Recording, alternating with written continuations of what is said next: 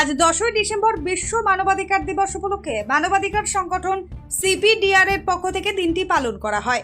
মৌলালী যুব কেন্দ্রে উপস্থিত ছিলেন সিপিডিআর এর রাজ্য সভাপতি অধ্যাপক শ্রী দেবাশিস চ্যাটার্জি, রাজ্য পর্যবেক্ষক ও সাংবাদিক আবুল হাসান আল মামুন, স্বামী ধর্ম রূপানন্দ মহারাজ, সমাজসেবী পঙ্কজ তাঁতি, ডক্টর উজ্জ্বল দেব সহ অন্যান্য গুণীজন। এই দিন মানুষের ভিড় ছিল চোখে পড়ার মতো।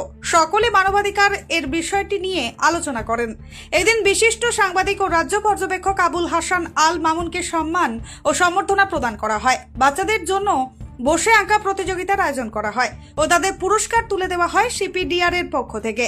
সালাল থেকে আবুল হাসান আল মামুনের report, S news live Bangla. আজ 10ই ডিসেম্বর মৌলালী যুব কেন্দ্রে আমরা সকলেই international human rights day observation করলাম, পালন করলাম, সেলিব্রেট করলাম। বিশ্ব মানবাধিকার নিয়ে আমাদের আলোচনা হলো। গুণীজনরা সমস্ত কিছু আলোচনা করলেন।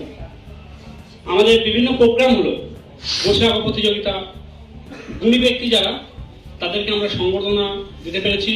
এ নিয়ে আমরা সিপিডিআর গর্বিত। আমি রাজ্য পর্যবেক্ষক হিসাবে সকলকে কৃতজ্ঞতা জানাবো এই জন্য যে তারা তাদের মহামূল্যবান সময় দিয়ে আমাদের এখানে এসেছেন। মানবাধিকার কি এ নিয়ে আলোচনা বিস্তারিত হয়েছে। মানব অধিকার অর্থাৎ মানুষের অধিকার, সেই মানুষের অধিকার কোনো সময় লুণ্ঠিত হয়, কোনো সময় ধর্ষিত হয়। তো তাকে রোখার জন্য বিভিন্ন অর্গানাইজেশন আছে, হিউম্যান রাইটস অর্গানাইজেশন, ইন্টারন্যাশনাল স্তরে আছে, ন্যাশনাল স্তরে আছে, স্টেট স্তরে আছে। সেরকমই বিভিন্ন নন প্রফিটেবল ট্রাস্টের মধ্যে দিয়েও অনেক অর্গানাইজেশন আছে। তেমনি আমাদের একটা অর্গানাইজেশন সিপিডিআর, যার সভাপতি মাননীয় অধ্যাপক শ্রী দেবাশিস চ্যাটার্জি।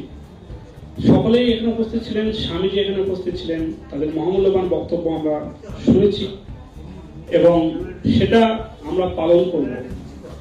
শুধুমাত্র আজকে 10 তারিখই নয়, আমাদের কাছে 365 দিনই মানবাধিকার দিবস।